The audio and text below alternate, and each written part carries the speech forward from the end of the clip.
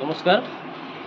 আমাৰ সন্মানীয় অসম চৰকাৰৰ মুখ্যমন্ত্ৰী মহোদয় ডক্টৰ হিমন্ত বিশ্ব শৰ্মাদেৱে আমাৰ মহিলাসকলৰ যি সৰ্বাংগীন উন্নয়ন আৰু সবলীকৰণ তাৰ বাবে যি ধনৰাশি ৯,০০০ টকা যি বিতৰণ কৰিলে,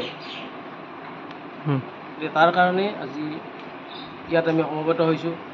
আমাৰ ৪০ নম্বৰ কঁঠালবাৰী বৰজাৰ গাঁও পঞ্চায়তৰ ১২৮১ গৰাকী মহিলাই অৰুণোদয় লাভ কৰিছে বৰ্তমান, আৰু প্ৰায় সংখ্যকে ইয়াত আহিছে। আৰু তাৰ পৰা তেখেতসকলৰ একাউণ্টছত ইয়াত বহি থাকোঁতেই ৯,০০০ টকা একাউণ্টছত সোমাই গৈছে। সকলোৰে আনন্দ লাগিছে। আৰু আমাৰ মুখ্যমন্ত্ৰী মহোদয়ক আশীৰ্বাদ দিছে মহিলাসকলে।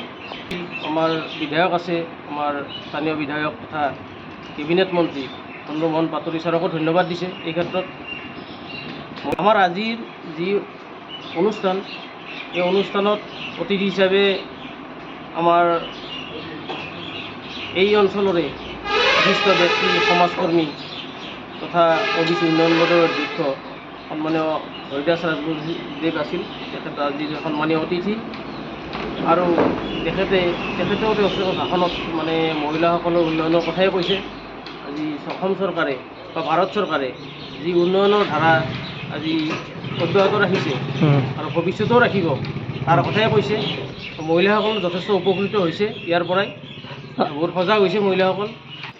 আমাৰ আগৰ আছিল ধৰ্মপুৰ, এতিয়া টিহু সমষ্টি হ'ল। আৰু টিহু সমষ্টিত একোতো বেলেগ ক'ব লগা নাই।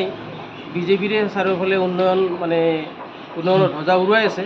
আমাৰ সন্মানীয় মুখ্যমন্ত্ৰী মহোদয় বা প্ৰধানমন্ত্ৰী মহোদয়, আমাৰ স্থানীয় বিধায়ক চন্দ্ৰমোহন পাটোৱাৰীৰ নেতৃত্বত যি উন্নয়নৰ ধ্বজা আজি অব্যাহত আছে, ভৱিষ্যতেও থাকিব এইটো নিশ্চয়। আৰু ৰাইজেও তেখেতসকলক আশীৰ্বাদ কৰিব। এইটোৱেই আমাৰ বৰ্তমান চলি আছে। সকলো ৰাইজে তেখেতসকলক আশীৰ্বাদ দিব ভৱিষ্যতে। আমাৰে সৌভাগ্য, আমাৰ মাজত উপস্থিত হ'ল আমাৰ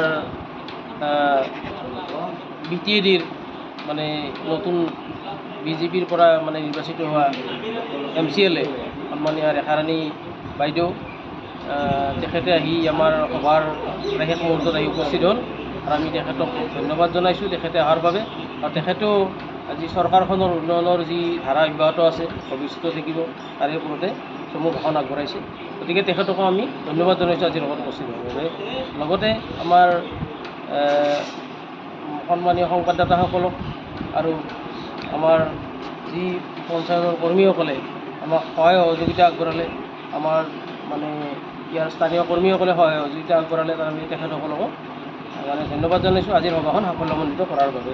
আৰু এই পুনৰবাৰ আমি ধন্যবাদ জনাব বিচাৰিছোঁ, আমাক এই ক্ষেত্ৰত যথেষ্ট সহায় সহযোগিতা আগবঢ়াইছে বা দিহা পৰামৰ্শ দিছে, বা তেখেতৰ দিহা পৰামৰ্শতে আমি এই সভাখন অনুষ্ঠিত কৰিছোঁ। আমাৰ মধুপুৰ উন্নয়ন খণ্ড বিষয়া সন্মানীয়া সুমি সোণোৱাল বাইদেৱে, তেখেতকো ধন্যবাদ জনাইছোঁ।